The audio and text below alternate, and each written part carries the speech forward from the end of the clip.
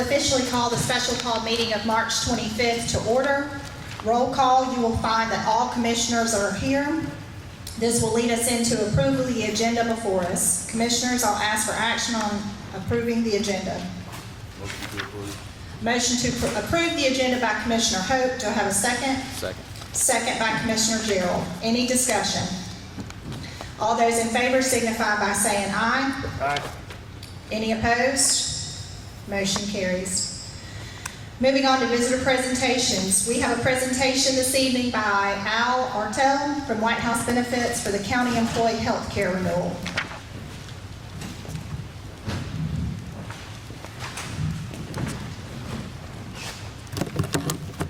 Good evening. Thank you for the opportunity. Yours is off, I'm sorry. Okay, You no want to problem. turn it on.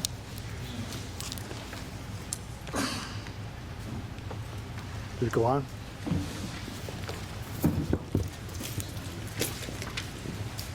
There it is. That's it? Got it. Okay. Good evening. Thanks for the opportunity to be here today. Just want to make this as short as possible. Lighthouse Benefits appreciates the opportunity to handle your employee benefits, life, health, disability, dental, and health care. And we just want to let you know that for the health care renewal this year, you're with Anthem, and we'd like to keep you with Anthem. You're running at about 118 to 120% loss ratio, and we were able to we went to 9 other markets to shop it out to see if we could get a better deal. And the renewal, the best we could negotiate was Anthem at a 4.7% increase. Based upon what's available out there, your population, and the claims that you guys have experienced, it would be our recommendation for you to stay with Anthem. Less turmoil and ease for your employees. You also received a 4 to 5% increase in your current dental program. We went back to Mutual Omaha, who you have had in the past and who has all your other life, health, disability benefits. They agreed to match your current rates for dental to move with them going forward with their renewal. This happens to be one of the easier conversations that I've had with employers in a long time. So those would be our recommendations right now. Easy on administration and also less turmoil for any of your employees. I would open up for any questions you might have. Just have a general question. I'm not sure if Ms. Sherrill is the best person to answer it, but in general, the employees, they're satisfied with the current. Okay, I just want to confirm that. Thank you. Thank you. Thank you.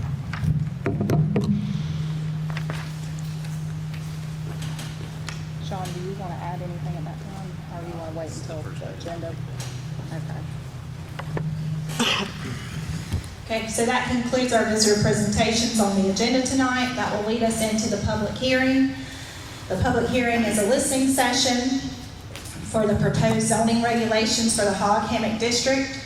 We'll read the same thing from last week's. The purpose of the public hearing and listening session is to provide a structured and respectful opportunity for meaningful community input as we work toward establishing a new comprehensive zoning code for Sapelo Island, particularly as it relates to the Hog Hammock community. It is the opportunity for residents, stakeholders, and community members to share thoughtful opinions, express concerns, and offer preferences that can be carefully considered in the development of policy. With that, we'll start with our first, and that is Joe Woodard Sr.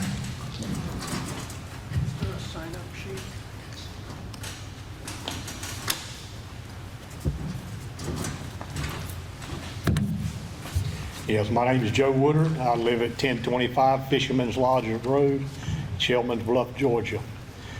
I'm still wondering, at my first meeting, but still wondering why we're still here talking about Hog Island and Sapelo and the zoning and the building permits. The people voted, 85% voted to leave it as it is, to keep it. But my main concern is the environmental part of it. I was born and raised in Florida. All along St. Johns River, I watch houses fall in the river. all along the ocean part of Daytona and all along through there. The tides come in, wash the beaches away where the houses were. The tides come in, gets around them houses and washes them down into the river. And then what about all the septic systems and all of this stuff that we have? We are going to destroy our environmental system out on that barrier island, trying to build these 3,000 square foot homes and stuff for what? For a family? 2 people? 3 people? It doesn't make sense. There's people lived over there for 250 years, 230 years. That's their home. You know, we're driving them out with taxes. More taxes, more taxes. You know, over there at Shillman, we got some of the worst roads there are. And I know good and well, I pay my taxes. Yeah, they out the roof, $5,000, $6,000 a year. But yet we can't get our roads, but yet y'all want to go over there and let them build all these houses and destroy our environment and destroy people's lives that live there. I've been going over there since I was knee-high to a duck. Beautiful place. I go to Cumberland Island 3 times a year. They had the same problems over there at one time, but they stopped it.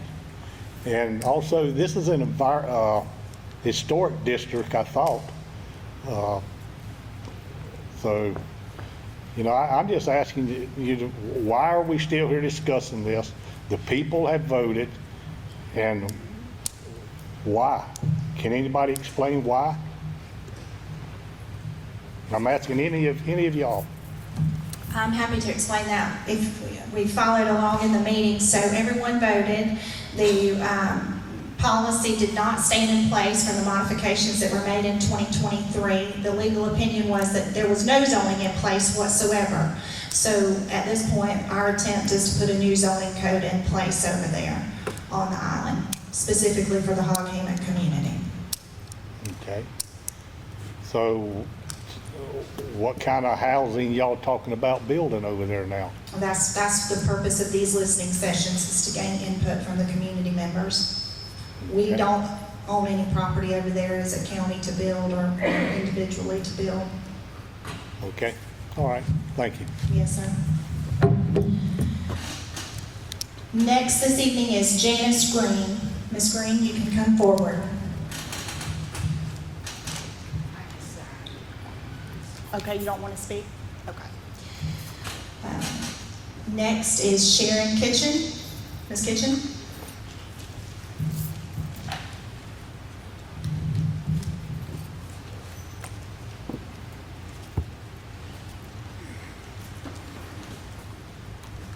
Okay. Here we are again. Everybody have their listening ears on? No minds made up yet? Leave Sapelo alone. Just simply leave it alone. When you finally figure out what you want to do for the housing, revert it back to the 1996 historic registration. Not the 3,000. I mean, I know the millionaires and billionaires want to build on the beachfront property, but the folks, Sapelo, Gullah Geechee, leave them alone. Leave it alone. Leave the 6 documented Federal Registry Native American grave mounds alone. Each can hold up to 592 bodies. I don't think you want to go there. There's 6 of them. Starts with 9 MC 20, goes through 25. A short is only 3 foot. B is 8 foot. Leave the shell rings alone. Everybody likes to talk about the shell rings on Sapelo. That's good. That went around the villages of the Gwalimakama and Yamasee, the ancestors of the Muskogee Nation, which the Historic Preservation Officer, Savannah Waters, is following all these meetings. You've got county law, you got city law, you got state law, and then you got federal law. It's called Section 106 of NAPRA. Y'all know what that means, right? Okay, so all the people today, leave Sapelo alone. Thank you.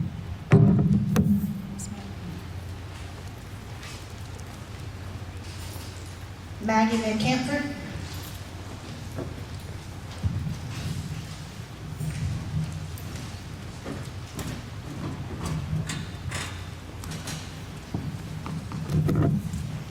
Hello, good evening. Maggie Van Camford, McIntosh County resident and employee of Altamaha Riverkeeper Organization.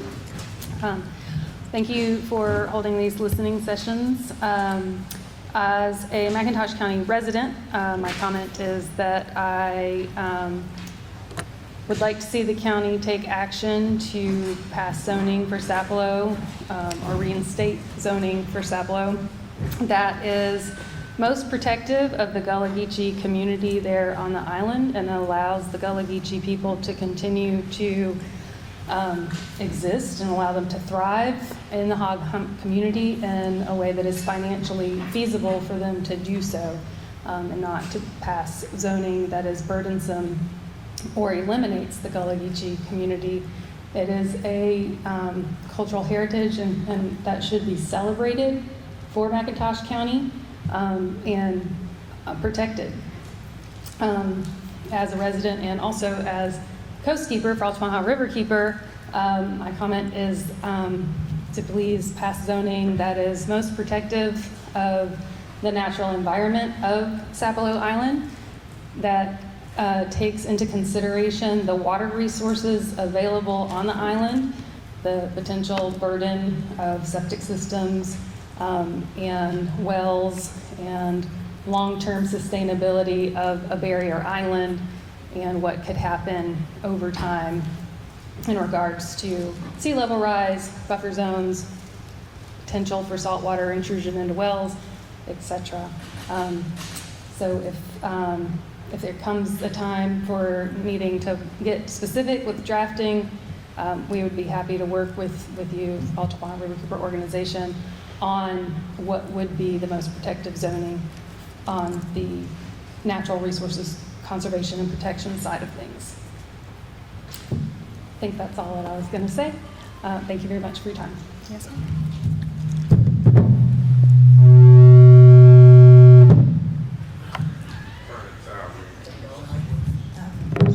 Ms. Moore, Eunice Moore.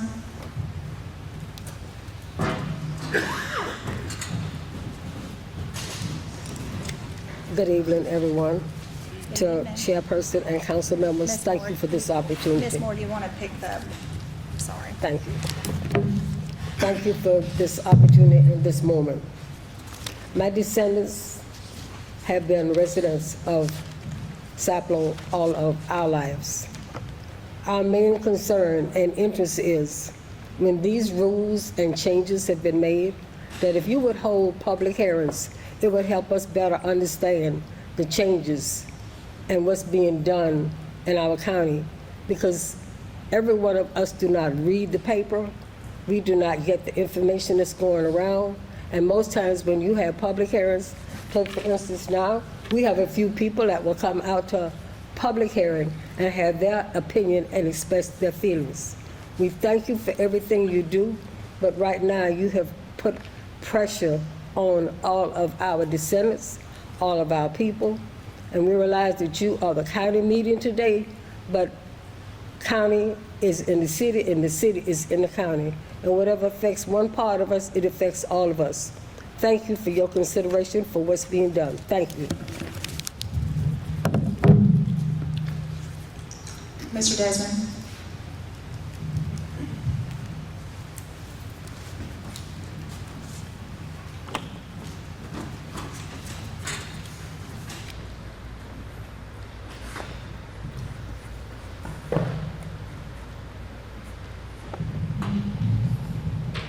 Good evening. My name is Andy Desmond. You all know me. I've testified at the last two listening sessions. And I'm here to, in part, recap what we've heard in the first two listening sessions and to put some context on it for tonight. And I do want to thank Final Cut Productions, the folks who have put the first 2 listening sessions up on the internet. There's a link from the McIntosh County Commission, which I thank the commissioners for. So it's out there on YouTube, and we'll all be looking forward to being able to share this YouTube session with those who haven't had a chance to get to one of the 3 listening sessions. The first gentleman tonight made a comment that kind of struck me. Why are we here? Well, I've brought along with me a few visual aids, one of which is too small to read. I'll just give you the outline of it broadly. It's a headline from the Darien News of September 19th, 2019. The headline is Revamping of County Zoning and Subdivision Ordinances to Get Underway with CRC Help. It describes a $25,000 grant, although it does not say where that grant came from. I think we'd all be interested in knowing that. A $25,000 grant, which was matched with county funds of $25,000 to make a total of $50,000, so that the Coastal Regional Commission would be in a position to make a new set of draft zoning ordinances. But out of all of the communities in McIntosh County, only one community is mentioned. I'll give you a hint. It wasn't Shellman, wasn't Cox, wasn't Jones, wasn't Darien. It was Hog Hummock. Why on earth was Hog Hummock singled out? I think I've got a little context.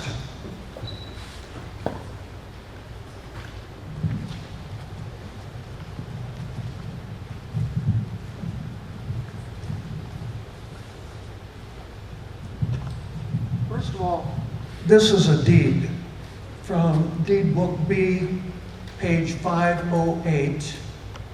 It's dated 1880. 1880. This is a deed of 20 acres in Hog Hummock into a gentleman, war veteran actually, March Wilson. 20 acres that happens to be the site where most of us know to be the home place of Cornelia and now Maurice Bailey. So why do I bring this 1880 deed along with me?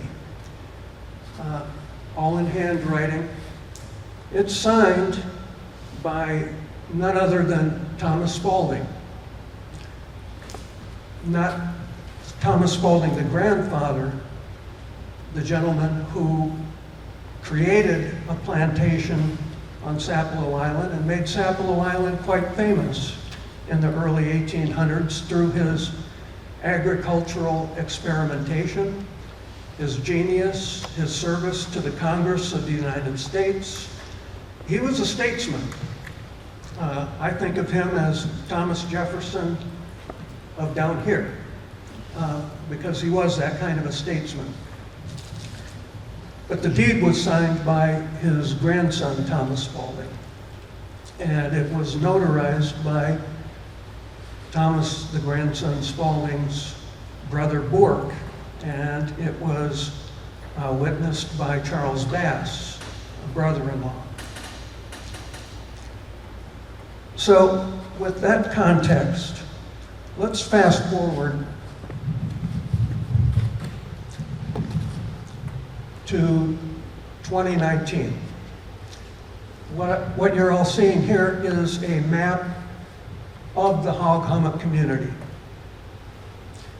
And it's not just any map of the Hog Hummock community, it's a pretty special one. It's a scorecard map. What do we mean by scorecard map? This map is actually maintained by the Georgia Department of Natural Resources. And they maintain it as a scorecard for just how deep are the inroads DNR has made into choking off development in the Hog Hummock community. And as the first gentleman spoke, and as I've spoken in the past, we have serious environmental concerns about the kind of development that upsizing our zoning regulation would result in. So, in broad categories, the first of the designations here is where SIHA, the Sapelo Island Heritage Authority, considers itself to hold fee simple title to the property that's outlined in black. And according to DNR, that totals 180 acres of Hog Hummock community. What's the significance of that with regard to that deed that I just showed you? Well, the areas in black do not include those 20 acres that are included in that deed. Those 20 acres are right down there. So we know that the Hog Hummock community, as originally subdivided, had 434 acres. What we don't know, maybe all of us, is that the areas outlined in black were never deeded from any member of the Spalding family to one of the descendants who currently occupies the island, or the descendants of the ancestors who obtained those deeds. So 180 acres within the Hog Hummock community ended up in a chain of title that is now held, according to the DNR, by Georgia DNR, and they're likely right about that. Because even though we have a plat of the Hog Hummock subdivision from 1891, not all of those 10-acre parcels that it was divided into actually ended up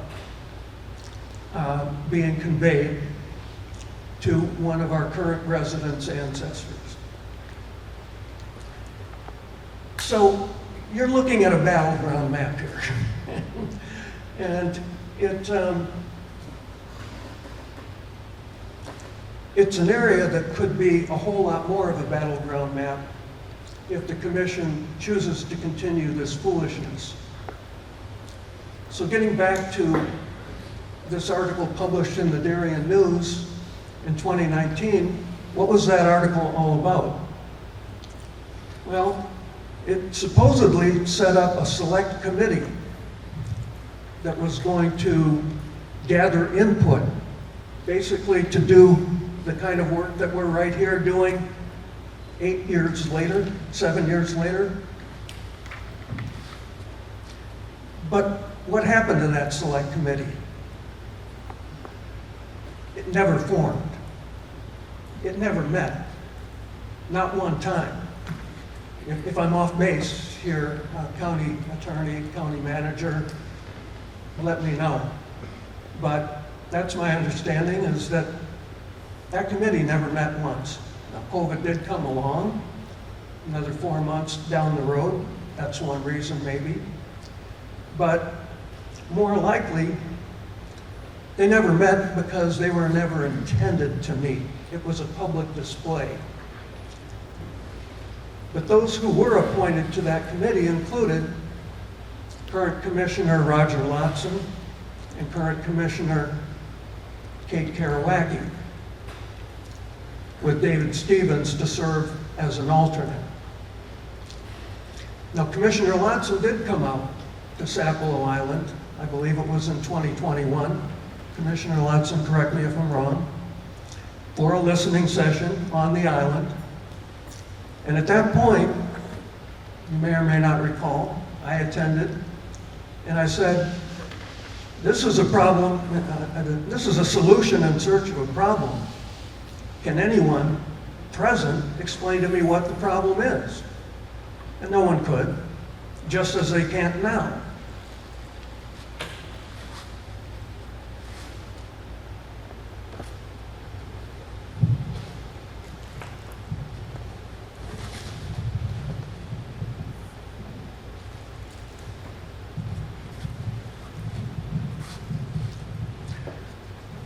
So Thomas Spaulding of Sapelo had a daughter, and that daughter's name was Catherine Ann.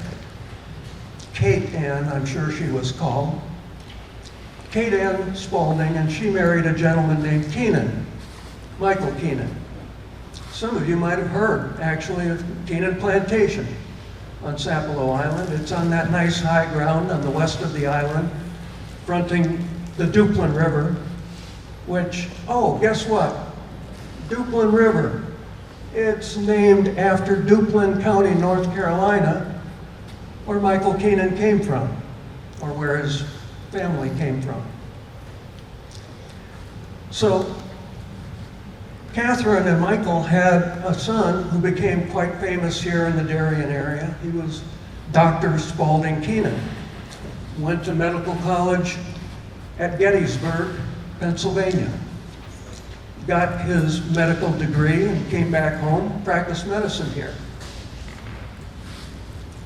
Another of the illustrious citizens of McIntosh County who deserves to be remembered well. Well, Spaulding Keenan and his wife had a daughter, also named Catherine Ann Keenan Woodward. Am I pronouncing Keenan wrong? Is it Kenan or Keenan? Okay, whatever I prefer. Thank you.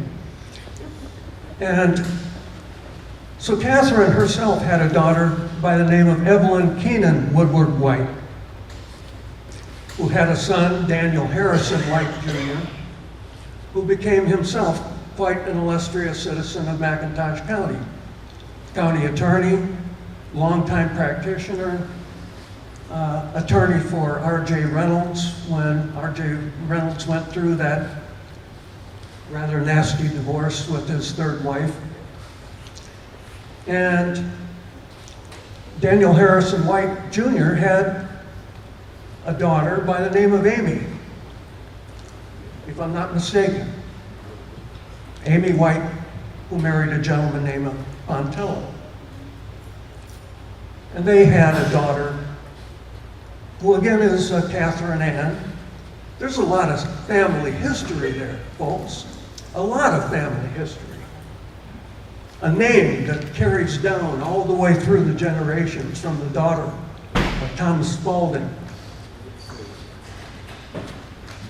So why on earth would there have been a revamping of hog hummock zoning regulations in 2019? Well, it was 9 months after a certain Kate Ann Pontello Parawacki became a commissioner.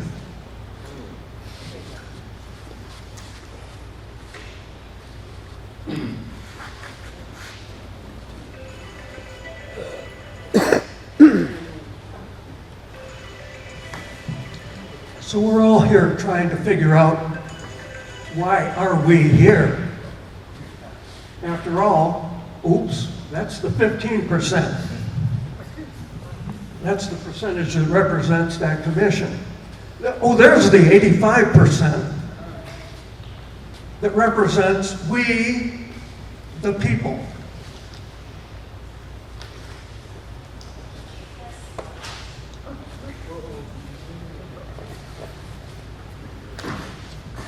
Let's just call it what it is, people. This upsizing attempt is land theft. It's slow-moving, governmental-initiated land theft. Oh, we were meeting in a church, weren't we? Sorry, I missed your invocation tonight, Reverend. But, oh.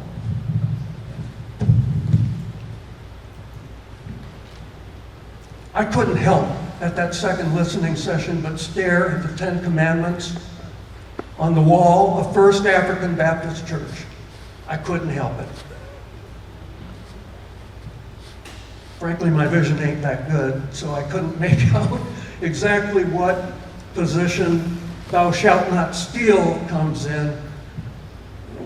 it's safe. Not right up there at the top, but hey, made the top 10. This nonsense needs to stop right now. Right now.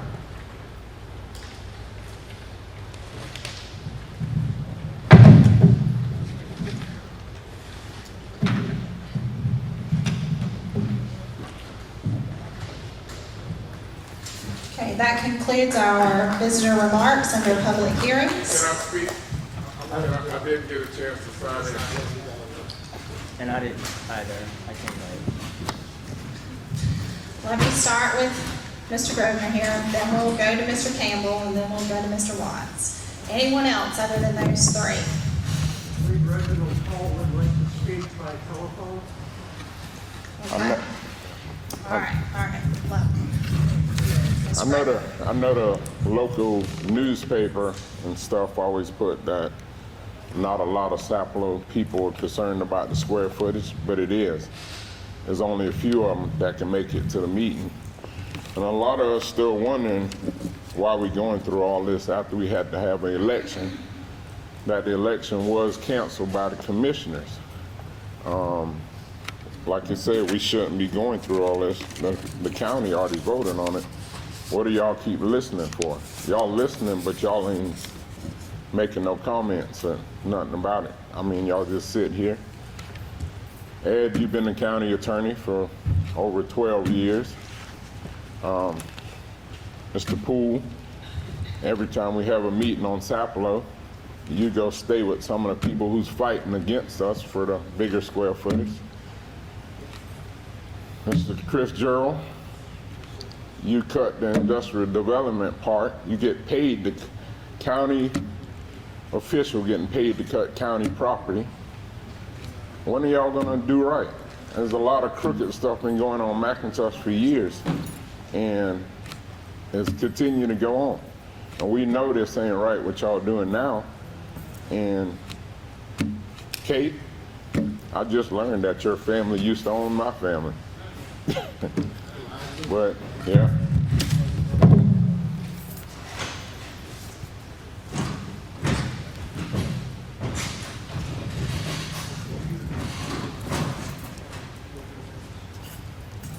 I'm gonna read mine off. My name is Peter Campbell. I'm here as a descendant and as a father. This fight is not about numbers on paper. It's not about whether descendants of Sapelo will still have a future on Sapelo. It's about whether our children will inherit land or just a story. What was taken because the county failed to do its job. Let me be clear. We are not here because Do me a favor. Yeah. we are not here because the 1,400 square foot rule failed. We are here because the county failed to enforce it. For years, the rule was supposed to protect hog hammock, but while it sat on paper, bigger houses were still being built. I mean, I knew that because at that time, I used to work on Sapelo, and I worked for Steve Mitchell, and we was building the houses. And JR asked me about the square footages, and he told me to ask Steve Mitchell about the upside of the house, the second floor, whether it was getting receptacles put in, whether it was getting the AC ducts ran. And I told him, I said, bro, we were running them, but we capping them off. I said, we ain't running them all the way. We're not gonna sheet rock it. He said, man, that's wrong. I think when this was, 2008? JR, when was it, about 2013? And they kept building them. We built 6 houses while I worked there. And every one of them, with the exception of Miss Diane House and Kerrigan House, they built them same way. 1,400, the county's supposed to come over there and inspect the houses. Every time while we working, the county officials come over there, they roll around with Gracie, they roll around with university employees. They might have came to the house, they didn't come in the houses, you know. And if they did come, they walk in the front room, they see us, and they was gone, you know. They never really did their job. But in the end of that, it's affecting us. It's affecting our children. We got houses over there, 3,000 square foot plus, you know. And then we having meeting after meeting after meeting with no end. With no end. We won the vote, I thought. And then we find out that we didn't because we got to mediate. And then we had a meeting today, and I found out the commissioner, well, the leader, whoever this is, because I ain't into politics like I should be, but you a descendant of the same people that enslaved us, did not pay our ancestors, did not give us no land. We had to work for it. And then now, y'all want to take what we got. So our kids can have nothing, in which we gonna have something because we gonna work and get it. But as far as 200-300 years of suffering, they ain't gonna have it. Luxury land, what Sapelo is, luxury land. We ain't gonna have it. So y'all got opportunity to fix it. And I just hope y'all fix it. So the descendants of those enslaved people can have something. Just like you guys. Mr. Watts?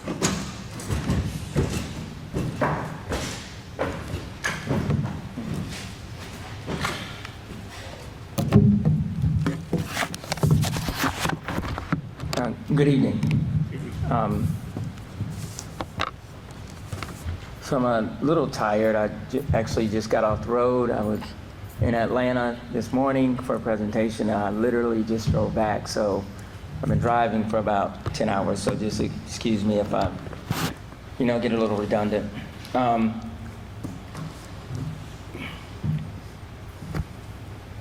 I support everything that people have said before. There was a lot of truth that was spoken in here today, but I just want to focus on where we are and some of how we got here. So I've been a part of a lot of these fights and these struggles, for land. When I came back home in 2020, I was a big part of the fight that was surrounding Ahmaud Arbery, who was a Sapelo descendant and our family member. So I tell people all the time, I believe that justice can be achieved no matter what the restrictions, no matter what the obstacles, that we still have to find ways to work together. So I'm speaking to you today, even though I do work for 100 Miles, I'm speaking to you as a community member, I'm speaking to you as a multi-generational descendant, speaking to you as a landowner that's in Hall Common. So I was, obviously a part of this referendum. What did the referendum mean? Okay, the referendum was about that 3,000 square feet that was passed back in 2023. And so it repealed those amended actions when it was successful, right? And so then the moratorium was put in place. But the referendum was about repealing that which was from before. So I stand in front of you too as a, descendant of brave people that did some incredible things that I stand in literally the shadow of. I'm a direct descendant of a man named John Grosvenor. He, along with a man named William Hillary and Bilali Bell, in 1871, purchased thousands of acres of land, and they would sell those lots back to families so that they can start their family lots. A lot of that land that is now, so-called state land. And there is such a thing as, of course, land theft. We know that all of this exists. We are all the products of all these things that have happened. So we all have a responsibility to try to work on what does it mean to repair those things. But I always think about what it must have been like for them and the bravery and the courage that it took to do what they did after enslavement, emancipating themselves and finding freedom and still finding ways to live life, to thrive, to take care of their families. So when I think about, this zoning includes a lot of things, even though there's this primary focus that's on the square footage. We're talking about, the base flood elevation, the height of structures. We're talking about impervious surfaces, zoning maps and text. All of these things are a part of zoning, so there are a lot of moving parts. One thing I want to make sure that I want the commission to understand and the public to understand is that, the community is united, but it's not all a monolith, that people do differ in some of their opinions. There are a number of people that want 1,400. But there are also people that want more space and more square footage, 1,800. Now, what does that mean? Some people would say, if you go larger, then that means that you may destroy the historical integrity of the culture. I don't think so, because the culture is the people. The culture is the community. That's the culture. The strength of the culture sometimes is the fact that we do have those differing opinions and differing thoughts. So I would say this. No matter what gets proposed, whether it's 1,400, whether it's 1,800, whether it's 1,600, that it needs to be under roof, it needs to be the footprint, and that also needs to be that impervious surface. We also need to think about the height and the elevation, right? A lot of these structures that are on the island are way taller than they need to be. And that does take away from the historical integrity of the community. So there should be a minimum as far as how high these structures should be above whatever that base flood elevation is, so you don't have people creating storage places and extra space, under their structures, right? And we're back to the same problem that we had before, and that was the whole problem with this, heating and cooling. So we know that we can't go back to that. So whatever that number is going to be, we know that we need it to be under roof. We know that we need it to be the footprint. And I think we also need to make sure that we limit impervious surfaces or, asphalt or concrete with these structures. So those are some things that I would specifically point out. The other thing that I would want us to do as well is making sure that not only our Board of Commissioners, but, our Historic Preservation Commission has strong relationships with SHPO, the State Historic Preservation Commission, with the National Trust, which actually put the community on the Federal Registry. That was, I believe, back in 93 or 94, I'm not sure exactly which year, but on that Federal Registry.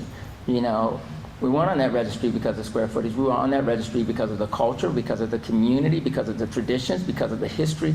That's why we're on that registry. What you do here and what gets proposed, I know there's still a whole other public process that we're going to have to go through. All of us. And that's not going to be easy. But I want to, again, reiterate that it's important to listen to all of the voices. For me, I try to center the voices of the people that have been there the whole time, right? The Miss Lulas, the Miss Maddies, those folks that have been there, they're the ones that made it so that all of us, me included, always had a place to come back to. And so, and I know Commissioner Lawson, you've, started reaching out or have been reaching out to folks and talking to them, because everybody is not, comfortable in a setting like this. Sometimes I'm not. Getting in front of an audience, standing in front of a microphone, in front of a Board of Commissioners. And so it's so important, and that goes for everyone else too, to reach out to these constituents and to talk to them, because you need to know what they're thinking. And just because they're not here in the space physically doesn't mean that they don't have something to say, that they don't have value, and that what they think isn't important.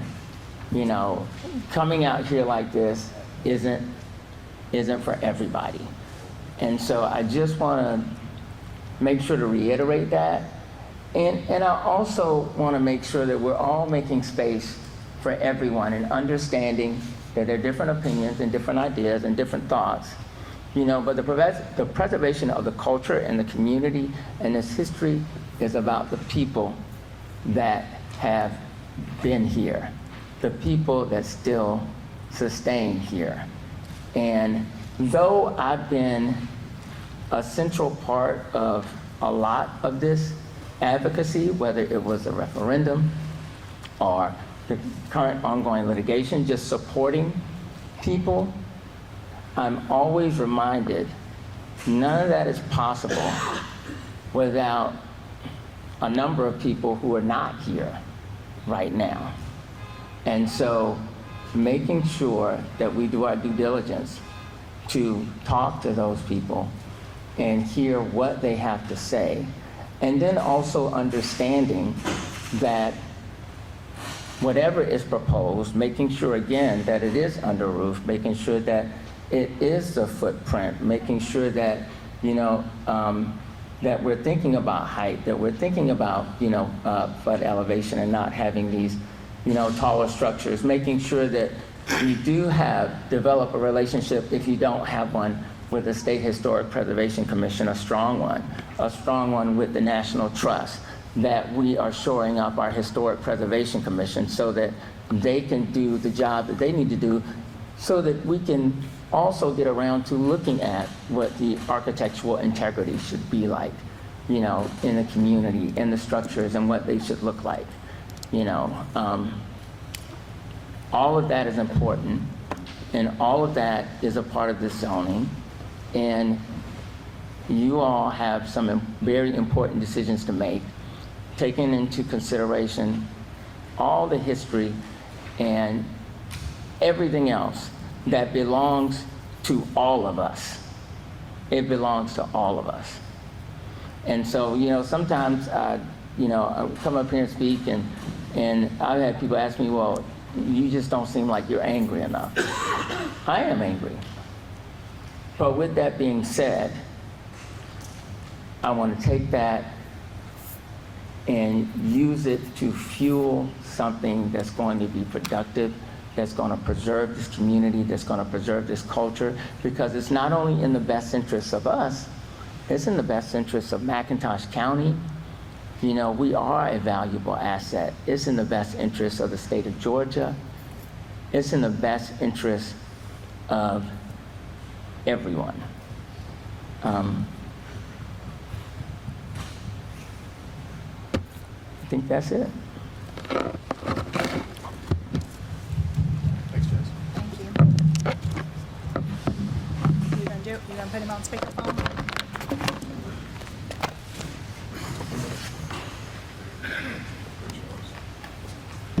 All right, yeah, the mic. Tell him. Yes, yes, sir. They can hear you. Go ahead. So, I think we ought to sum this thing up. My name is Reginald Hall from Chapel, Ohio.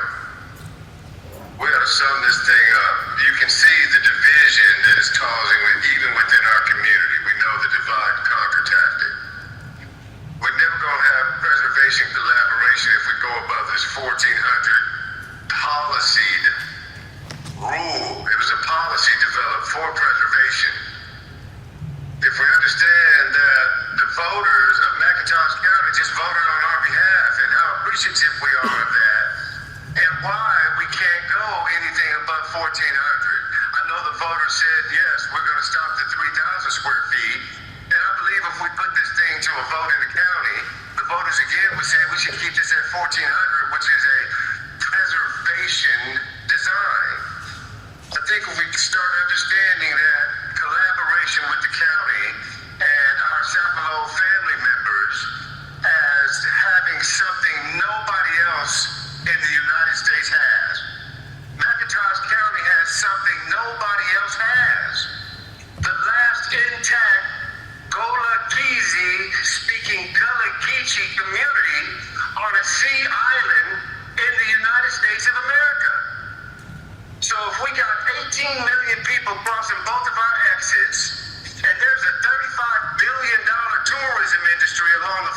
corridor. You telling me that, number one, we can't decrease our unemployment within the county? You telling me that, number two, we no longer have to worry about what roads receive water, what roads are graded, because we're inside of a tourism operation that says the county and the state are pushing this Gullah-Keezy community of Hog Hummock, and they're pushing the furtherance of the preservation and the story. What happens when McIntosh County and the state of Georgia say, hey man, let's jump on board with this thing and let's put a museum over there and see can we raise the funding to make sure that museum is fully housed. Let's go get the doctrine called the RISA law back from the university in collaboration and partnering with our community as the mother text of the Islamic literature of the United States of America. Let's think about this collaboration that says, let's take the unemployment and raise it above because we have hundreds of jobs that we're creating inside of these small businesses that are collaborating with the county and state, and because you have something in this county that nobody else in the United States has, why don't we begin to capitalize on that? It seems like you're wanting to spend the taxpayers' money in some form of penalty and assessments of penalties against us, instead of saying, let's get some of that 18 million people off that highway and bring them on over here. Why don't we even think about getting them a different ferry system? Why don't we understand that without ever building a bridge is the best way to tell the story of how it was in the past with the ancestors? So I think it's important that we start looking at all of the cons.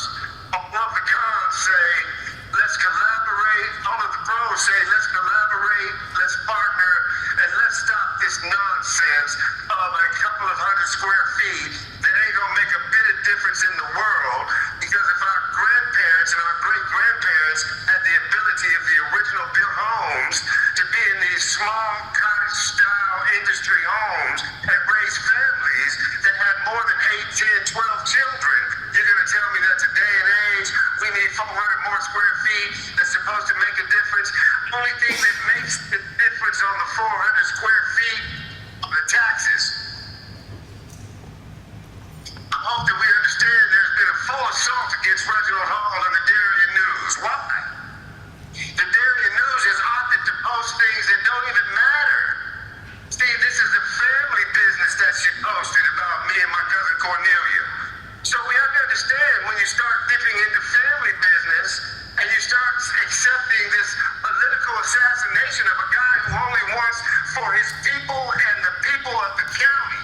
See, don't mistake what we're talking about. We're talking about all of the constituents of McIntosh County that I know can benefit from the positive impact collaborations of this county with this last intact Gullah-Keezy speaking Gullah-Geechee language community. Come over and check the foods out. Come over and check Mr. Grosvenor's tours out. Understand that we have a population of people that will understandably never lose the will to survive. So after 236 years, I can guarantee you, if you're sitting on that board, and all of the building department people, and all of the tax assessors, we still gonna be here.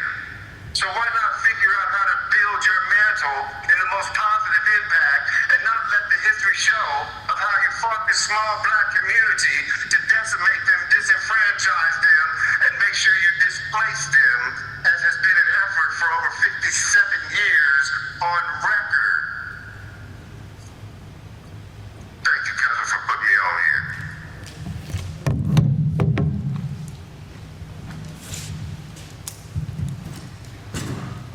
Okay, so that concludes our speakers for the public hearing portion of this evening. Ms. Kate, can I make a few comments? Yes, sir. Thank you. I have listened. Turn that on. Turn. Can you hear me now? Okay. I have listened to what's being said, and I want to ask a few questions to get some understanding from y'all. I hear 1,400 square feet under roof. Does that go to a bedroom? Is that 3 bedroom, 4 bedroom? We're talking about 1,400 square foot footprint. What that means is that the planning and zoning department, when it sends an inspector out to look at a new build has the easiest of tape measure jobs on the planet. Yeah, that would be called under roof. Well, And I believe I clarified that with Mr. JR last I'm pulling meeting. a footprint for a different reason. And the reason is that we do not want multiple story homes. Got you. Height restriction If you will say on stop the that. roof, then you could have 700 stacked on 700.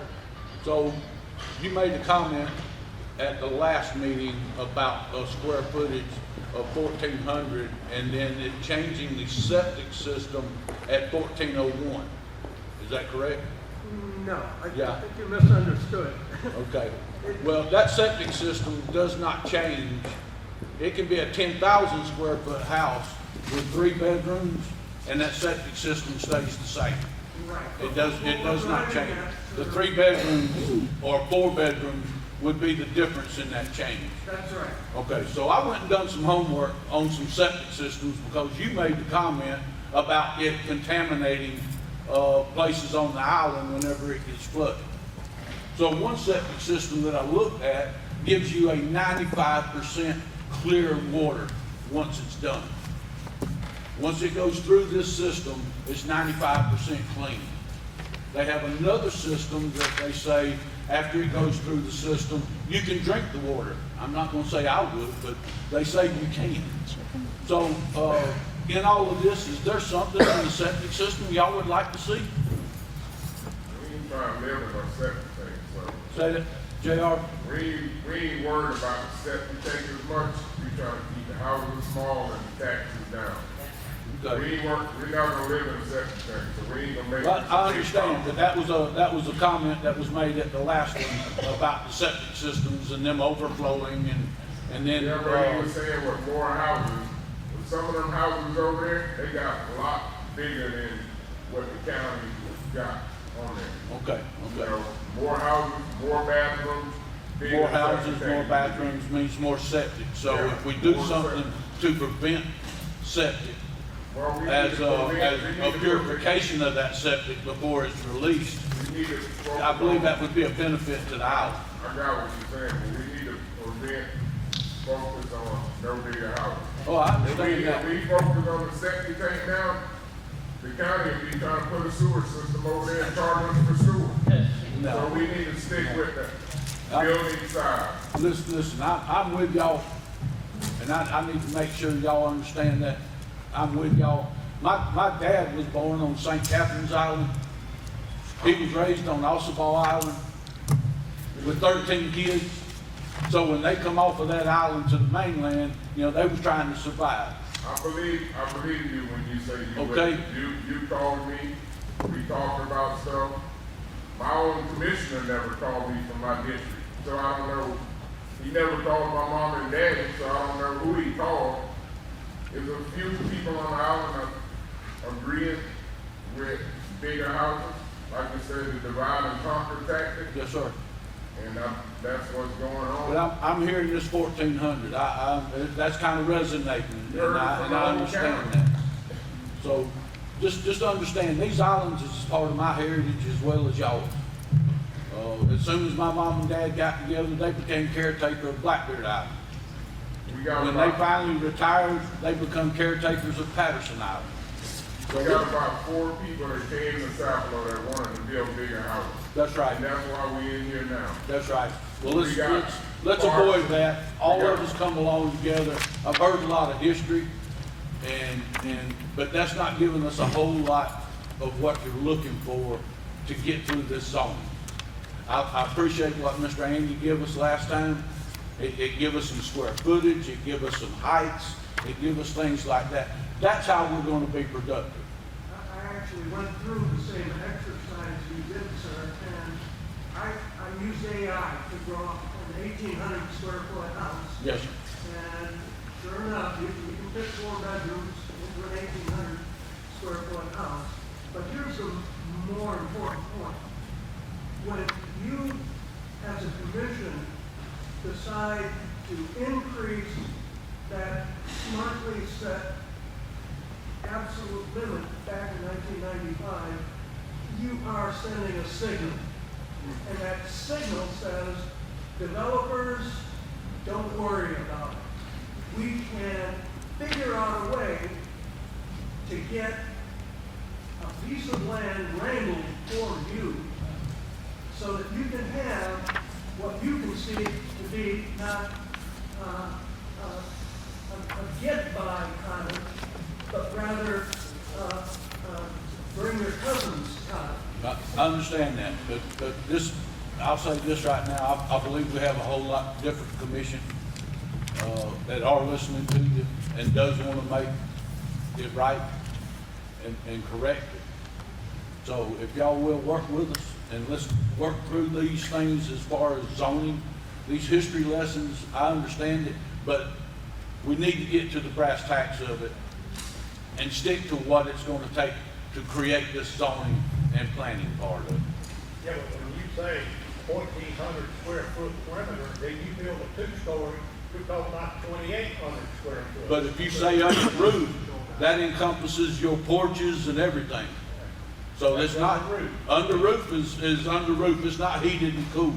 Okay, and then There's a big difference. You got a 45-foot tolerance, but now you're going to a three-story. That was the old code that had 45 foot. We reduced that in 2023 to 37 feet, and it can potentially be reduced it can come down again even in more. this new Yeah. code. That's the intent of these meetings and listening sessions again, is that, you know, any of those particular line items can be adjusted for the new draft, for And the new that's what we code. want to hear. That's the reason we're here. We want to hear those. And Andy, I think, can give us a pretty good description of some of it. Yes, sir. Mr. Peters?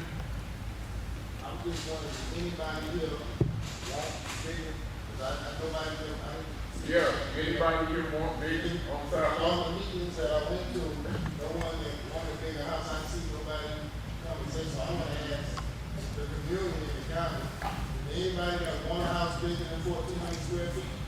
Look, that question was asked, and we're at the second listening session. I don't think That's right. that's a fair question to ask people. Maybe I do. You know, maybe I'm fine with 1,800, but I shouldn't have to answer that if I don't want to. I can That's right. talk to my commissioner, I can talk to these commissioners about that. I mean, I don't think that, all I'm saying is that people can have different opinions, and they should not be demonized or ostracized because they may feel different about whether it's square footage, whether it's about height, no matter what it is. That's all I'm saying. That's what I'm saying. Yes, sir. So we might as well go and put it on the wood. We got about 4 people that want to build bigger houses Define bigger. over 1,400 square foot. And the attorney's working with them. And we got probably 200 family members who want to stay under 1,400 square foot. Okay. But the county may only hear the part for those 4 people or 5 people. But the other ones who don't want to build, some of them come here and there and this meeting and that meeting, they can't make it. All this meeting, we done met. How many times we gonna meet? We done, how much taxpayers' money y'all spent fighting us over to build a bigger house on South Lawn? Over 500 or something $1,000 taxpayers' money. For the last 4 years in Briar Patch, I've been calling Loxton, other people been calling Loxton to get some broken up concrete out of the playground so the kids won't trip. And that won't cost the county $10 to do it, and we can't get that done. And we have had kids that have been killed. And we done got kids that got the arm broke out there, them tripped over. But we'll fight Sapelo and spend all these taxpayers' money just to build bigger houses for somebody to come over there 1 or 2 weekends a month and don't even live there. I understand. Let's try to work through this thing to where everybody comes out good. It seems like you're the only commissioner trying to work through it. I know there's some others. I'll let them speak for themselves. Just please take a hard look at the ordinance that we drafted I have. and I've provided looked to at you it. at the Yes, sir. second listening session. And you know the thing that we all got together and drafted, probably 50-something people drafted. I heard that we think Reginald Hall is the only one made it. 50-something people got together on a Zoom call, and we all came up with those decisions that we sent to y'all. That's important. That's what we want to hear. That's what we want to 50-something see. people, not 4, not 5, 50-something people got on the call. Yes, sir. Thank you for doing that. Thank you. That's all I have, Chairman. Okay. All right. Yep, hopefully that can get fixed May the 19th. Okay, so at this time, that's going to conclude the public hearing, listening session. Next on our printed agenda before us is old business. We have no items listed, so we will move right along into new business. The first item under new business this evening is to consider the health care insurance renewal for 2026. I'll allow the county manager to add staff notes. Yes, we heard the presentation from Al Ortel. We've been recommended to go with Anthem. It looks like it's going to be a 5% increase. The dental staying the same. We do have the money in the budget for this. We actually anticipated it being higher, possibly coming in as high as 15%. So I would like to go with his recommendation. It pleases the commissioners. Okay. So item number 1 is to consider the healthcare insurance renewal. Staff's recommendation is to proceed with the recommendation from White House Advisors. Do we have any questions from commissioners at this time? Yes, dental. Does the dental and vision stay together, or is it? They're the same, however, they're switching with Anthem, and Anthem's sorry about that. Anyways, it's staying the same, but it's switching from the previous carrier to Anthem. They're matching exactly what it was, so it stays the same. But it's dental and vision. Yes. Any additional questions at this time? Call for action on item number 1. I'll make a motion to approve the healthcare insurance renewal for 2026 with White House. Motion to approve by Commissioner Poole. Do we have a second? Second. Second by Commissioner Watson. Any discussion? All those in favor signify by saying aye. Aye. Any opposed? Motion carries. Moving to item number 2 is to consider resolution 2026-5. This is agreeing to participate in the new national opioid settlement with Remnant Defendants Settlement. Those listed are Associated Pharmacies, Inc. and American Associated Pharmacies, J.M. Smith Corporation, Louisiana Wholesale Drug Company, Inc., Morris and Dickinson Company, North Carolina Mutual Wholesale Drug Company, Inc., and United Natural Foods, Inc. This is including its subsidiaries, SuperValia and Advantage Logistics. This suit is known as the 6 Remnant Defendants. I'll allow the county manager to add any staff notes or the county attorney. I'll be brief. I mean, we've signed on to all the larger items, and this sums it up as the 6 remnant defendants. I think it's in our interest to go ahead and sign up for that as well. Do you have anything to add to that, Ed? I don't, but just remember that these monies that we'll receive under this agreement are subject to the same restrictions that we've signed on to in the previous settlements. The Exhibit E, I think, is the master list, and you should have that. If you don't, get with me and I'll get you a copy. Any questions from the commission at this time? Hearing none, I'll call for action on item number 2. Recommend that we approve resolution 2026-5. Motion by Commissioner Watson to approve. Do I have a second? Second. Second by Commissioner Gerald. Any additional discussion at this time? All those in favor signify by saying aye. Aye. Any opposed? Motion carries. Number 3 is to consider spending $14,528.07 from the National Opioid Drug Fund for the purchase of medical equipment, specifically AEDs. I'll allow the county manager to add staff notes. Yes, we've got the money in the budget from the previous opioid settlements. This would be for, AEDs, defibrillators. There's a need for some of them over at the sheriff's office and jail, possibly one mobile one in one of the vehicles. And since we've now got Barrington open, it would be a good idea to put one out there at the park. The $14,000, like I said, we've got more than that in that budget.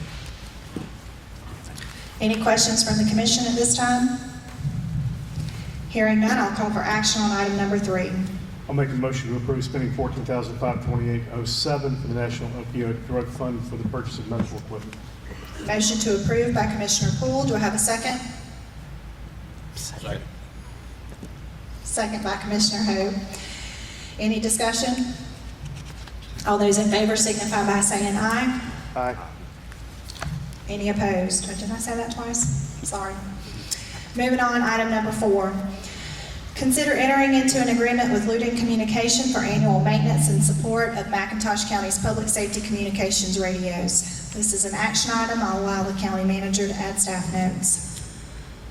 Currently, we're using Williams, and we've had some problems with them, and I believe I would ask Frankie to come up and speak to the details of this, since he's more familiar with it than I am. Chief Wallace.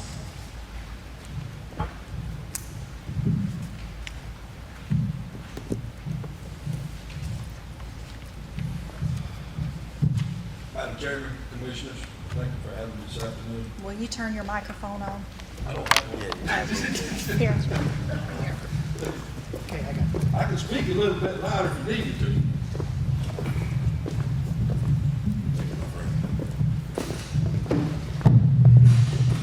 As y'all are familiar, we have been doing an upgrade on the county's public safety communications. And with the equipment that we have purchased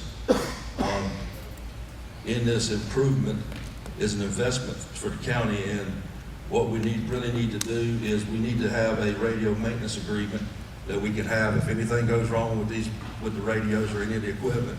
We'll have a maintenance agreement with this company to repair and also do preventative maintenance at the end of the year. I did look at did get 2 quotes. One from Williams Communication out of Tallahassee, Florida, who gave me a quote for 152 radios of $86,901. I then found another communication company that deals with the same radios that we have, which are the L3 Harris radios, out of Douglasville, Georgia. And I asked them for the same quote, same idea, same thing, identical. They gave me a quote of $23,380.64 per year. I know what you're thinking. I give you those numbers. Why the big difference? Well, I called and I talked to Loud Communications, and they basically said, why do we want to charge y'all an extra $400 per radio for parts that you probably won't use? So they're just doing the preventative maintenance stuff we'll do all the preventative maintenance, which would be signal checks, software updates, go through the radio, make sure everything is operating up to standard. And if any parts were needed, they would document this, and then it would be our choice whether or not we wanted to purchase the part to fix the radio. That's why the difference in the price. Now, going back to what the county manager said with Williams, we've been trying to deal with Williams for the last 2 years because they had some stuff with the center. They covered some of the stuff with the center. I'm not going to tell y'all no lies like pulling eye teeth with these folks to get somebody to drive from Tallahassee to Derry, Georgia to work on this stuff. They want you to ship the stuff to them, which means you're going to take the stuff out of service and have to ship it down to Florida, costing us postage. Then we're going to have to wait for them, and then they're going to ship it back to us instead of coming on site to do the stuff. Loud Communication, when I spoke with them, they're in this area 2 to 3 times every month because they deal with Effingham County, Manuel County. They deal with other counties in this area. And they don't have a problem coming down and checking the radios or doing anything to the radios if we need to. Now, with the issues that we've been having with Williams Communications, and especially throughout the 911 Center, which over the last few weeks we found some areas there that Williams should have taken care of and they didn't take care of. I would highly recommend to the county that we get Loud Communications to do our preventative maintenance agreement on the radios and our 911 equipment. They have been outstanding. They've answered questions. They've come down. They don't mind driving 4.5 hours over here to sit down with us and discuss things face to face. And I would just like to recommend them is getting agreement with them for this preventative maintenance on our public safety radio equipment. Any questions from the commissioners at this time? Yeah, so these guys coming down here from Douglas County, what is that, Hold that. what are the fees looking like for that? Versus the ones coming from, Tallahassee? That's I the know they're difference. not coming free. Actually, the folks that's been coming down, Commissioner, and talking with us, they ain't charged us anything. We're not under contract. We're not under contract with them. Right. The fees, if we get the maintenance contract, would be an annual fee of $23,000. Plus travel, That's included. including the I travel. have, it's in the documentation.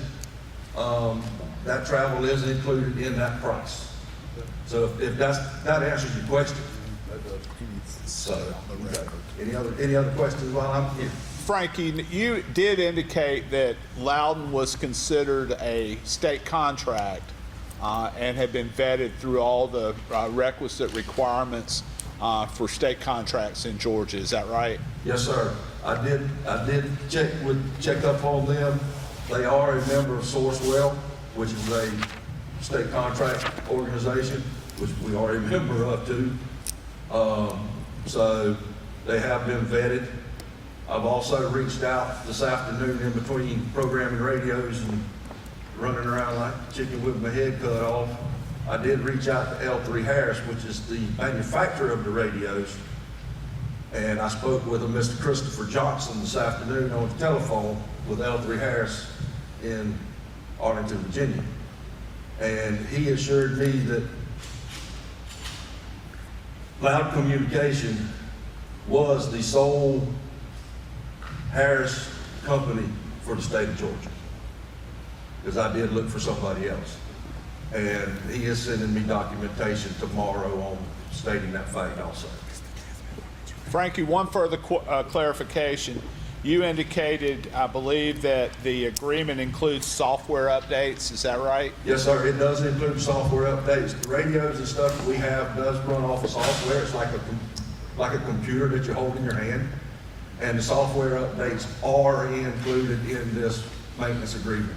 If we have, if we're on say we're on a year 24 program and we need to upgrade to 26, they will do that upgrade, and it's included in the price of this annual fee.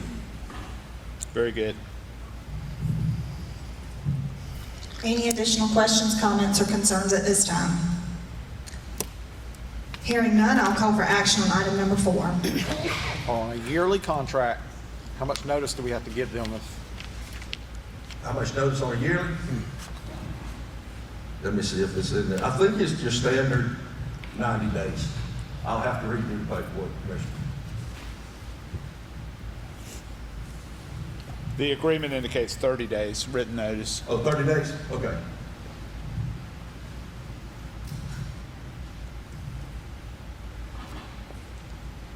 Any additional questions? I'll call for action on item number 4. Recommend that we approve the agreement with Loudon Communication for annual maintenance of radios. Okay, I have a motion from Commissioner Lotson to recommend approval. Do I have a second? Second. Second by Commissioner Poole.